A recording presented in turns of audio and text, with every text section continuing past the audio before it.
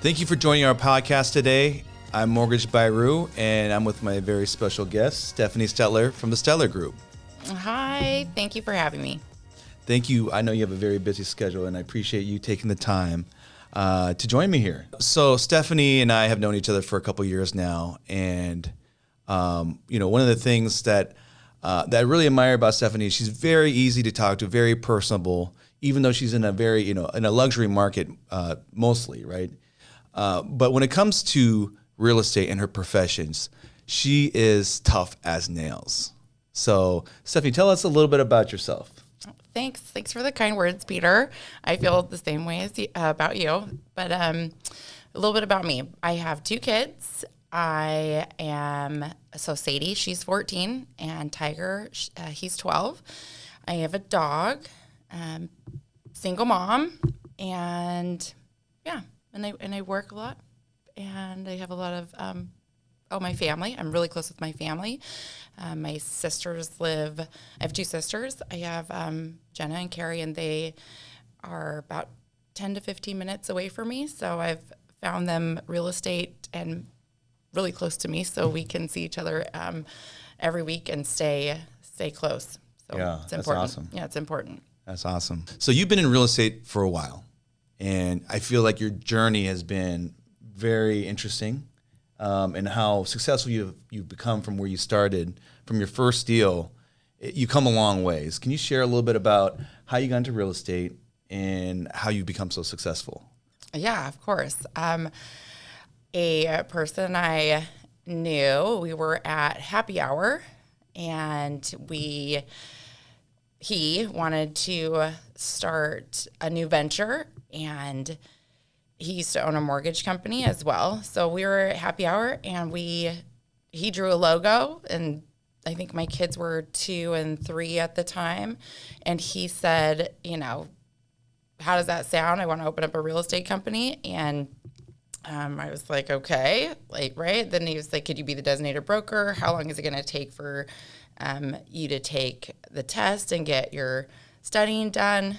And he was like, 1 month. And I think I was breastfeeding and staying home mom, but getting my feet wet enough to where I had enough momentum at that time, because my job as, when I say stay-at-home mom, I was part-time working, right? You can kind of do that in this industry, but make it what you want. But I was picking up momentum, and my responsibility was to close 1 deal a year, and then it turned into 1 deal a month, and then it turned into 1 deal a week, so it kind of picked up, and that was the aspiration to help my kids and, provide a life and get them into private school and contribute to that. So that was really my motivator. And sure enough, it happened. So that's awesome. Yeah. Yeah. What about, so you work with a lot of the biggest luxury builders in the state. Mm-hmm. Can you talk a little bit about how you gain those relationships and how you've kept them? Yeah. I think the primary builder that I work for, previously, I was internal for him. It really stemmed back to my relationships and how hard I worked as a nanny.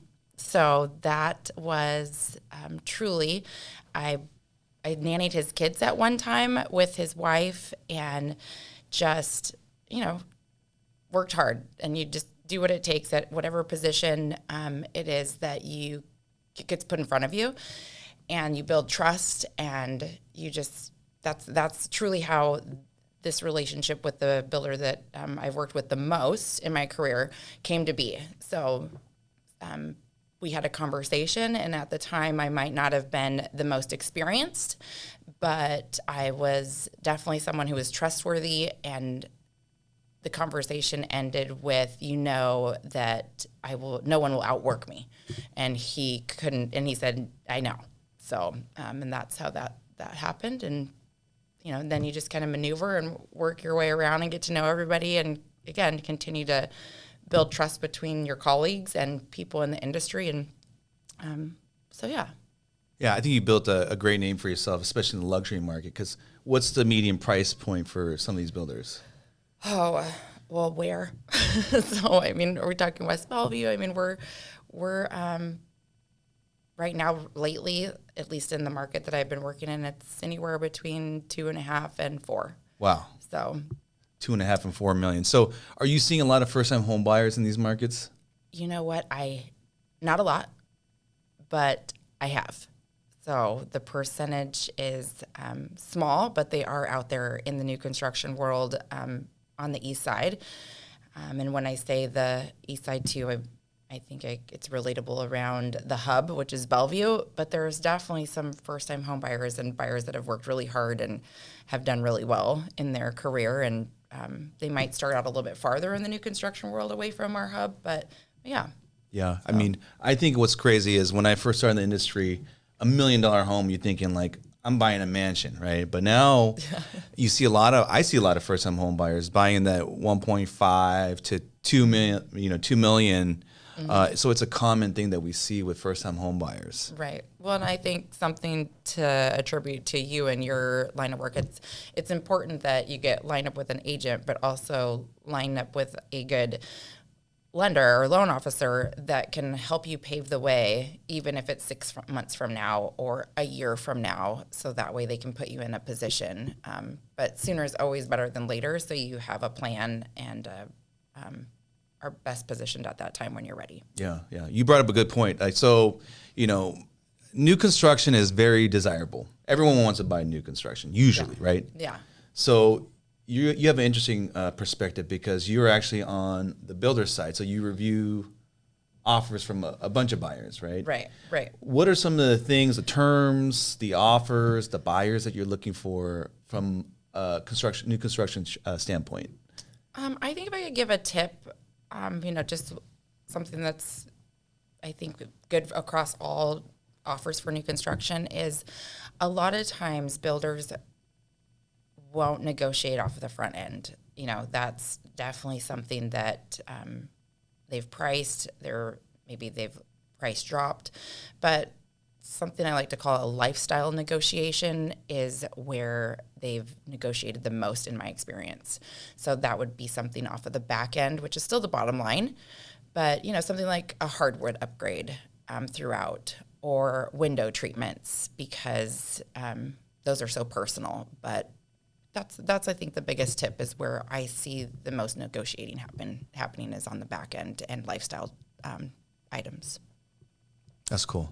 Yeah. Like appliances, do they ever get negotiated into these things? That is something that is situational. I think it depends on where you're at in the construction process for your particular purchase. If you already have your appliances installed and they're there, it's kind of a little bit harder. So, but to say that they wouldn't do it, I think it doesn't hurt to ask and maybe get some of those terms negotiated up front and verbally with your agent. But if it's something that can be switched out and they haven't purchased yet in a pre-sale situation, I think they're going to have a little bit better luck. Yeah. So, one of the things that I feel like a lot of realtors aspire to be is, number one, to be in the luxury market, and then number two, work for a builder. If I'm a new realtor and I want to be where you are at, what are some advice or anything that you could do to help them get to their goals? I think by adding some value, obviously, a lot of times these builders have their teams and have their teams in-house. So, of course, they always say, starting at the bottom or doing the dirty work, being a site agent, those are hard to come by, I think, the hours, but jumping in there. What else? I like agents that come and add value to land is a big thing. So if you want to mine land, that's, land at a great price is really hard to come by right now. So that's something that you can do, and you can just be an asset, but also, applying, looking at positions, even if it's not with the builder that you'd like to be, just continue to build that resume. But yeah, and just start learning the ins and outs of every builder's needs are a little bit different and what they're looking for.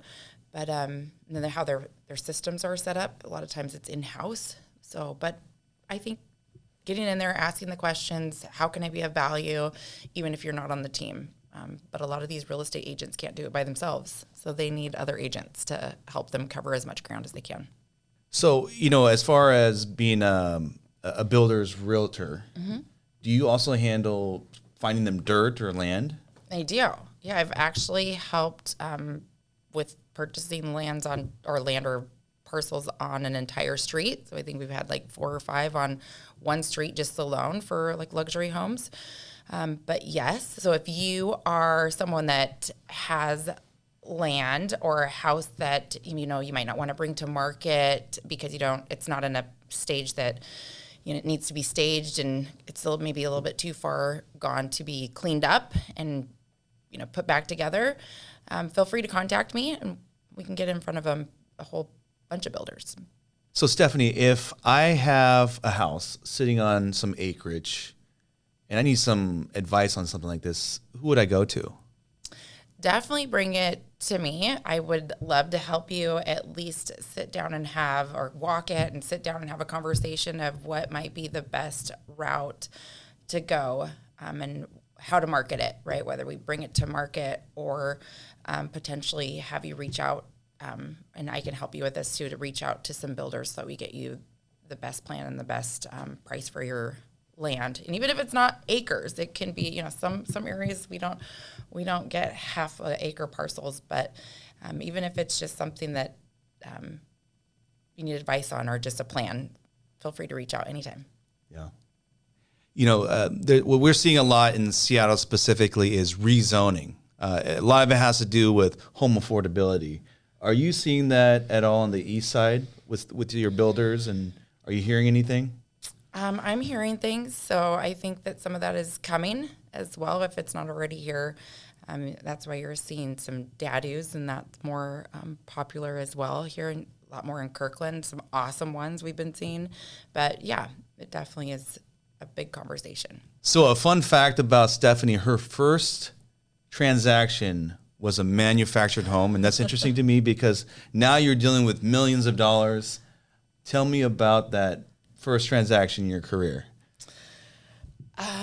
It was, I know I laugh, but it was so educational and so fun. And a daughter brought her dad to me and saying, hey, like, we need a place, right? He needs his place, like his own place. He's living with me, needs his own place. And so that was something they hadn't considered. And as a newer agent, which you never let them know, right, that you're brand new, that's their first transaction. They fake it till you make it. Yeah, but it was a learning experience for me, and I just did what it took, right? That's what you do.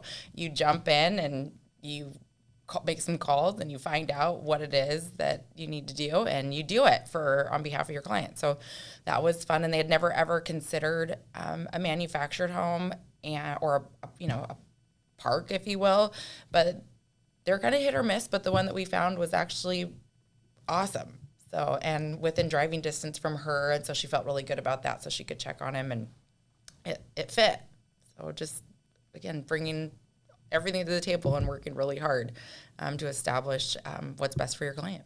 So one of the great things about Stephanie is, even though she deals with $1 million listings, one of her passions is first-time home buyers, and she actually just closed a transaction in Covington, at all places, right? I did, and that went really fast, actually, in 4 days. So, but yeah, I cover a lot of ground, and I'm happy to do that. And one of the reasons why it is my passion is because I have my master's in teaching, and that is one way that I use that is by really educating my clients and helping them and being there and teaching them through the steps and more hands-on, and making my education relatable to my career. Excellent. Well, let's talk about some stuff outside of real estate.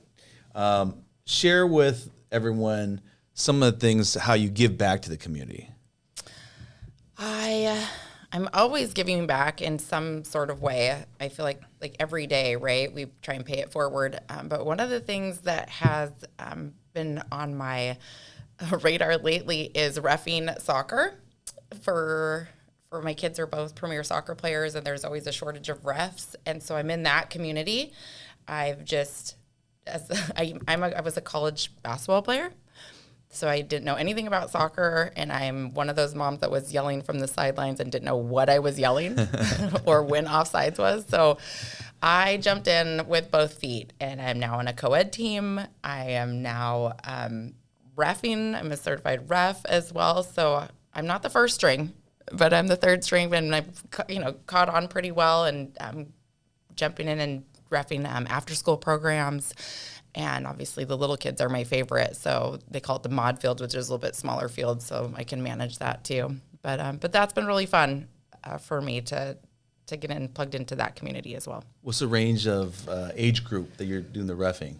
Well, what I can do and what I am, where I kind of plug myself in and say I'm available is, so they're fifth grade, so anywhere from, I want to say like 10 to 12, 13, that's kind of where I'm the most comfortable. But if the main guy gives me a call and says I need a favor, then I always say, if my schedule allows, I jump in. I've even called offsides on my son one time. So that was fun. So, yeah. I feel like, kids is also a soft spot for me too, like giving back and volunteering times. Usually it's dedicated to kids, and I'm a parent as well. And so my kids are in, competitive basketball and baseball. I also coach. Mm-hmm. And we see some of the craziest things from parents, right? So, as a ref, tell us a kind of a crazy story that you've experienced in one of the games. Well, luckily I'm pretty fortunate because a lot of times they're just so grateful that they have a ref there, but there really is a shortage. So it's a great thing that your kids can start reffing at 13, and it's a huge, for the hour for the kids, they can make anywhere up to $45 and $50 an hour because they know the sport. I do not, so it's more or less I'm giving back. But craziness, I think it's just where the parents are yelling at the ref, and they're doing their best and making a judgment call, or maybe they're kids and maybe it's their first time reffing, it's amazing how I've actually been yelled at quite a bit.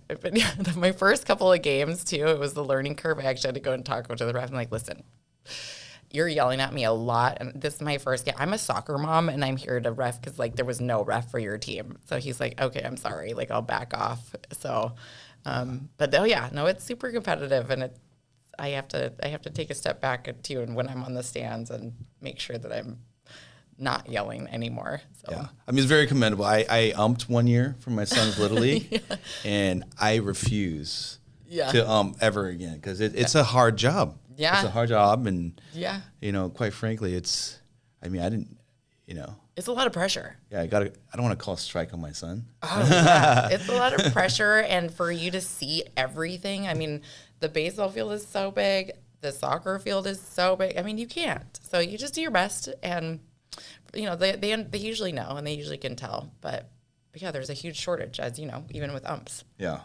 Yeah. So. And I didn't grow up playing baseball. I stopped when they started doing kid pitch. Yeah. Because I was too afraid to get hit. Jeez. Yeah. No, it's a real thing.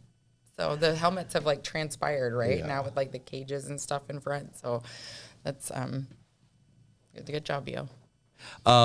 You just sold out a wine walk. I thought that was that's cool. Tell us a little bit about that. Yeah, that's something the cities do. So Bellevue has a wine walk that I know of, and just did an Issaquah wine walk.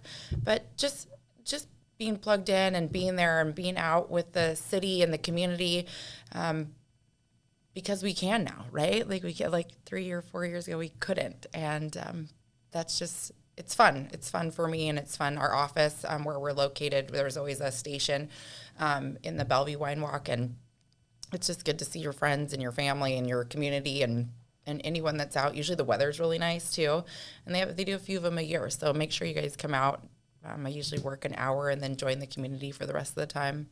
But and then you find places I always find another spot in like downtown Old Bellevue that I didn't know that was even there, right? That's like kind of around and up the stairs. So it's pretty cool. Yeah, I like Old Bellevue because it's like, they're not the franchise restaurants. It's the mom and pop shop. Yeah. But a little bit fancier. Yeah, right? I like it.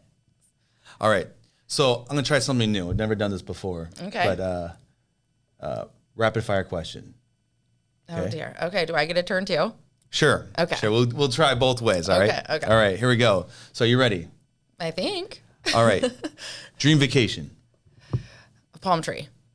Palm tree. Anything with a palm tree. Oh, okay. Yeah. Tropical. Okay. Yep. Beer or wine? Oh, wine. Absolutely. Camping or glamping? Glamping. Oh, okay. Okay, that was quick. When I am not selling real estate, I am Playing pickleball. pickleball. Yeah, or with my kids or playing pickleball. Okay, so what is this thing about pickleball that I hear about? You know what? It's just, again, I'm in the community. I'm working out. I'm connecting with people, new groups of people. I'm a little competitive. It's supposedly supposed to give you like 40% longer on your life, too. I read an article about that. Mm-hmm. Yeah, so just hand-eye coordination. It's pretty, I say that, but there's always an injury on the court somewhere. It's pretty low impact. But yeah, it brings people together, and I've kind of been on the hunt with open plays on different courts, and I was in Gig Harbor last weekend visiting a friend and a colleague, and the pickleball courts, people are bringing their own nets and they're putting them up, and the ages are raging now. It's not just an old person thing, but I get some endorphins going. I release some stress, and you call it I just whack it sometimes, and it helps me. I've never had a bad game. It's fun. So if you haven't tried it, I would highly encourage it. Oh, any range. I take my kids. That was what we did for Mother's Day. So we got to find a pickleball court and just play a couple of games, and they're into it now too. So interesting fact that Stephanie shared with me was she has 7 paddles in a net. Six paddles and a net always in her trunk. Yeah. That's awesome. Yep, you never know when the kids want to have their friends in tow, or we're just going and it's something to do, and it's fun. Everyone enjoys it, truly. All right, that's all the questions I had. I'm ready for yours. Okay. No, I want the same ones. Oh, same ones. Yeah, I'll do the same ones. Okay, dream vacation. The bungalows over the water, Bora Bora. Okay. Yeah, good one. Beer or wine? I was a long time beer drinker, but as you get older, your metabolism starts slowing down. So now I am a wine drinker. Okay. Camping or glamping? Definitely camping, but they have to have a shower because I have to shower every day. I don't know, it's a OCD thing. What if it's a lake? No. I'm not. The cold plunging is a new thing that everyone's doing, but I don't know about that. Okay. Yeah, that's fair. When I'm not working, what are you doing? Ooh, yeah. So my kids are 10 and 13, and so we'll do everything from playing basketball, throwing the baseball around. Wintertime, we snowboard and ski. So anything outside, anything active. I love to golf. I'm trying to get the kids into it, but they only like mini golf and top golf. That's it. Totally. That top golf is a thing, which is, it's fun, but it's not the real thing. So yeah. All right. Awesome. Well, there you have it. Stephanie Stetler from the Stetler Group. Thank you for joining us today, and I appreciate your time. Thanks for having me.